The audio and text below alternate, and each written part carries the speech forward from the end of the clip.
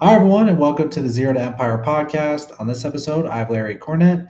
He's an executive coach, and he has some great insight that you don't want to miss out on this episode. So make sure to stay tuned, watch, or listen in for the whole thing. And thanks so much, Larry, for being on this episode today. And Yeah, Larry, you actually spent over 20 years in the Silicon Valley. yeah, And what were some of those early leadership years look like? Like, what did you experience? yeah, yeah. I was in Silicon Valley, even kind of pre-internet, so it was interesting. The energy, I always tell people, the energy back then was like really good, really positive. A lot of collaboration across companies. We used to go to talks at other companies and like events at night and stuff like that, and I really loved it, which is kind of why I fell in love with Silicon Valley and wanted to come back. So I was an individual contributor for many years at like IBM and Apple. Did my own thing for a while, and then I joined eBay, and that's when I got into leadership and management. Um, and it's like the early years, it's always challenging because you're transitioning into something very different. And there is a bit of a transition period where you have to break free of that thought of being an individual contributor and more into a manager and leader, and the thinking of this is about my team's success and less about my success. And if they succeed, I succeed, but it isn't about me anymore. It's about them. And so that was the most interesting thing about the early years of leadership is changing my mindset to be it's all about my team and how can I help them succeed. And it's less about me and what I'm doing, which is it's interesting. Yeah, for sure. Being a good leader definitely helps your everyone that's below you Yeah. succeed, and also the company in general. So Yeah. it makes sense. And what was that moment that you realized that coaching the tech leaders, like seniors, were actually your next move? Yeah. So that happened I would say right when I was shutting down my tech startup. So I had a tech startup for 3, 4 years, VoiceKick. Um, and it was fun. We were really enjoyed what we were building. We had launched it, but it wasn't getting traction. I think we were a little too early. It was a voice-based startup, so it was kind of like imagine Twitter but audio only. So we were kind of excited about it, but it just wasn't growing fast enough. So it reaches a point where you have to shut things down. And I was trying to figure out, well, what now? Do I go back to consulting? Do I another startup? Do I join the corporate world again? Go back into that? And it was really a conversation with my wife where we were talking through stuff, and she's always kind of my business coach. And she said, you've always been coaching people to help them with their careers, help them find jobs, and you've been doing it forever. And I've been doing it for like 15, 20 years, usually over coffee or dinner or lunch. They're like, hey, I'll buy you lunch. I need help. I need to find a new job or I need to change careers. And that's when I was like, okay, let's see if there's a there. And so I kind of floated it, I think initially on LinkedIn, where I said, hey, I'm going to start doing some career coaching and help people with career growth, career development, job search, all that kind of stuff. If you're interested, reach out. And manager, I can't remember what his level was at that time, but he reached out and we started working together. And then the word got out, and a lot of my past employees reached out and asked for help with whatever they were dealing with, kind of like we used to. But now I was their coach instead of their boss, which is interesting. And that's when it clicked. Is like I really always enjoyed that part of leadership, which was the one-on-one meetings. So I'd have one-on-one meetings with the team, and it'd be directors, senior directors, mostly a few managers, senior managers, and it was about how do we solve the problems you're dealing with? How can I help you get rid of blocks that are stopping you from being successful? Career growth. Like they're like, hey, what do I have to do to get promoted? What should I do? And so it's those conversations where you make that connection with somebody that I always enjoyed the most anyway. And so now I can make a business out of it and do it full time and just coach people. And yeah, that's when it clicked. Is like I really like this and I want to do this from now on. Nice, that's really cool, and I'm glad you're doing something that you enjoy. And can you actually share a story of a client that's made an impact on you thus so far? Yeah, it's funny. I was thinking about this, and there's so many. They kind of impact you in different ways, and you end up building a relationship. Many of them end up becoming friends because you spend so much time talking about stuff. But I was thinking about one person in particular that I got to see kind of evolve over a series of years. where when we initially started working together, they had lost their confidence. They'd had a bit of a setback in their career and they're kind of lost their mojo and they're like, I don't know. It's like, can I succeed? Is there something wrong with me? That whole feeling. What am I doing wrong? And realizing, which is often the case, it's less about you and more about the environment. So, there's some people it's like, yeah, you need to work on this. You have anger issues or you're not as good at your job as you should be. And so there's some stuff to work on. But most of the time, what's happening is a smart and talented person is in the wrong company or the wrong role or working for the wrong boss. And there's just a mismatch. And so they're butting heads or they're not really set up to thrive because different companies have different environments and reward different kinds of things. And so I got to see this person move into a better company, get some of their confidence back, shift again and move into yet another company and get even more confidence and really kind of coming into their own and realizing I'm really good at what I do. They're like, I'm smart, I'm good, I'm creative. I'm like, yes, you are. And it wasn't rewarded previously. Now it is. And now getting to the point of being so confident that they started their own company and just crushing it, the stuff they're doing. And when I get on calls with these people, this person, just seeing just the way they carry themselves now, it's like they're so much more confident. They're so focused on what they're building and creating and less about themselves because they're like, yeah, I know I'm good at what I do. It's like I finally realized it wasn't me. I'm good at what I do. And so it's been that evolution of regaining confidence, I think, that was most exciting to see and see somebody really believe in themselves again. It was cool. Oh yeah, confidence is very important, and it's cool you're able to make that impact on that person. And why do you actually think that people hit that quote unquote stuck moment after 15 to 20 years of success? Yeah. Yeah, it happens to many people. So if someone listening or seeing this is feeling like, hey, it's just me, something wrong with me, it's like, no, this happens to a lot of people. I'd say it happens probably to most people. That a lot of what got you to where you are, whether you're at 15 or 20 years and you've been climbing the ladder, you've been getting promoted, you've been successful, a lot of what was making you successful, now you hit a point where what got you there isn't going to get you to the next level. I think that's one of the hardest things for people to realize is that it's not doing more of what you've been doing. It's not about working harder. It's different. It's not quantitatively different. It's qualitatively different. And that's like that transition from individual contributor IC to leadership. What you did to get successful as an IC and get promoted isn't the same as being a successful leader. It's not at all. And so if people try to keep doing more of the same, now they hit a ceiling and they're like, what's going wrong? I'm doing everything I've been doing. I'm doing it the same way. I'm even better at what I do, but something's wrong. I'm not breaking through. I'm not getting promoted. I don't feel like I'm getting ahead anymore. And so I'd say it's a combination of things. I say one is they're trying to do more of what they've always done, and that will not get you to the next level. You got to do something different. You have to understand what is necessary at that level to get ahead.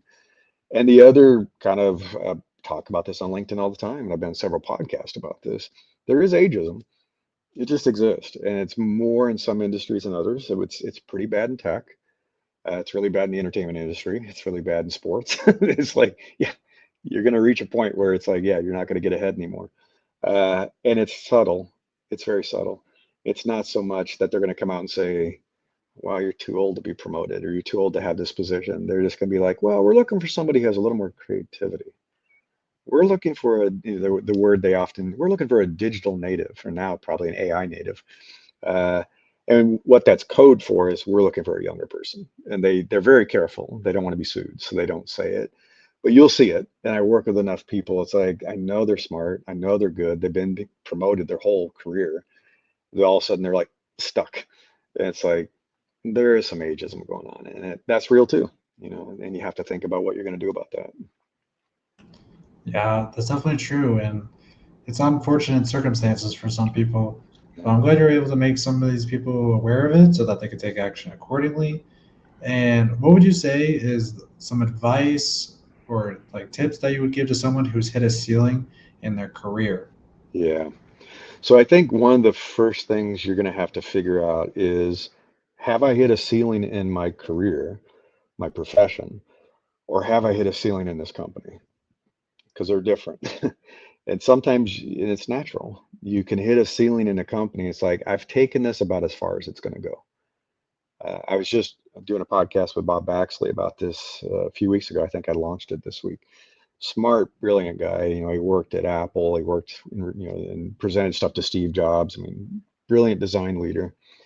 Um, and so we were talking a little bit about this, where in his mind, and I've experienced this too, you kind of hit a sweet spot around 4 years, where it's like, I put 4 years into the company. I've learned a lot. I've gotten promoted. Things have been going well.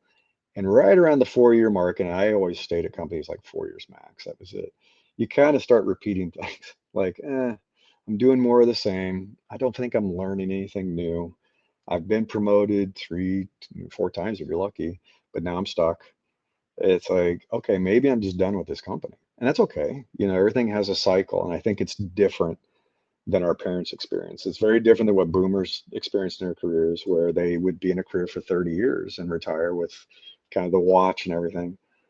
Even different than Gen X. I'm Gen X, where yeah, maybe you have one or two, maybe three jobs, and then you retire.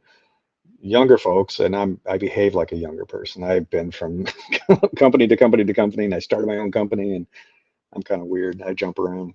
Uh, they hop around a lot. And I know people have been in companies only 2 years, then the next company, then the next company, then the next company. And so you have to decide, is it the company or is it my career, which can happen too. So I think that's the first thing, is try to figure out, am I fine doing what I do? I'm going to keep working in design. I'm going to keep being a product manager. I'm going to keep being an engineering leader or a sales leader, whatever, right? I just got to go to a new company, and I'm going to start moving up the ladder again. And that happens. Like I always tell people, I call it the Silicon Valley promotion. It's like when you go to a new company, it's your best time to negotiate everything because they don't have you yet. And so now is your time to use the competition and competing offers and get promoted, get more money. And I got promoted between companies all the time. That's just the way it is if you do it the right way. But there will probably come a time and where it's like, I think I'm tapped out in this profession. I don't know how much more I can take this, or I just kind of, if I'm okay coasting at this level the rest of my career, okay. Nothing wrong with that. Some people do. They're like, I'm happy, I'm enjoying it, I'm making decent money. I don't care. I don't care if I get promoted ever again. And they'll keep doing that for the next 10, 15 years and then they retire. Fine, whatever.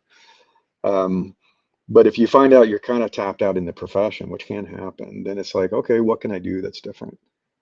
Can I move into a different profession? Can I do a different industry, perhaps, change, or can I start my own business? I was initially in design. That's how I got my start at IBM. I was a designer at Apple. I was a design leader at eBay. And then I entered Yahoo as a design leader, and then I moved into product management. So it was a completely big pivot. Same industry, but very different profession. It's like completely different profession. And so that gave me more growth. And that's how I got to the executive level because I was kind of stuck. So yeah, that's what you have to do, figure out, is it the company or is it the profession? And the way to deal with that is different.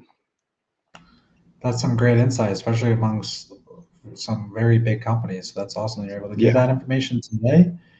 And what would you say is actually one of the most common misunderstood things that people have about executive coaching? Yeah. There's a few. Well, one is that this type of coaching, executive coaching, is only for executives. And that's not true. It's like anybody can benefit from a career coach. And even I've talked with people who are just fresh out of college, and they're trying to figure out, or even trying to get their first job. I coached my son, well, both my sons actually, and my youngest son. I coached him with some strategies for finding his first job, for doing the interviewing, for getting the offer, negotiating, and it helped him land a pretty good tech job in Silicon Valley. And so he's kind of happy about that. And so I think coaching can help anybody. It's much like I tell people, it's like, do Olympic athletes go to the Olympics on their own, or do they have a coach? Even Olympic athletes who are at the top of their game have a coach, because it's very hard to see yourself from the inside. Very hard to understand, what am I doing that's limiting me? What am I doing that's great that I don't even recognize because it's like oxygen. I'm just good at it. And so a coach can help anybody. So that's the first one, is like, you don't have to be an executive to get a coach. Often the company will only pay for it for executives because that's companies. They don't want to pay for coaches for more junior people, but you can hire your own coach, of course. And it's an investment. Like I pay for this coach, but now I made another 20,000 a year, so it kind of paid for itself. Worth doing. The other is a big one, which is people think they only need a coach when things are going wrong. They only want a coach if, oh no, I missed my promotion or I'm struggling at work. And sure, a coach can help you with that. But it's kind of nice to have a coach to help you keep doing the right things and to find opportunities that you may not have thought of. And I tell people that. And that's like, I want you to look at the C-level executives at a company and tell me what you see. They're all C-level executives. They're crushing it. They're making hundreds of millions of dollars. They all have coaches. They all have advisors. Even the most effective C-level people that I used to know at these big companies, I noticed that they all had a consultant or an advisor or a coach who was constantly helping them make decisions, helping them plan things, helping them with political strategy, helping them with public speaking, helping with presence, because even the most senior people sometimes struggle with executive presence. So it's like you don't have to wait until something's going wrong to work with a coach. You can work with a coach to accelerate things and keep things going really, really well for you. Yeah, that's just some solid insight. And people should have coaches more, honestly. So, where can Yeah, actually those interested in your coaching find and reach out to you by? sure. I'm pretty easy to find LinkedIn, Larry Cornett. I'm probably one of the few executive coaches, probably the only one you're going to find that's been at IBM and Apple and Yahoo and those places. I think there's only one of me. But if you go to larrycornett.coach, you can find me too. So it's my name, all one word, no dashes or anything. .coach. Awesome, Larry. Make sure to go check him out if you'd like his coaching. And thanks so much for being on the episode as well. And thank you for everyone that is listening and watching in on this episode of Zero to Empire. And I'll see you on the next one. Thanks.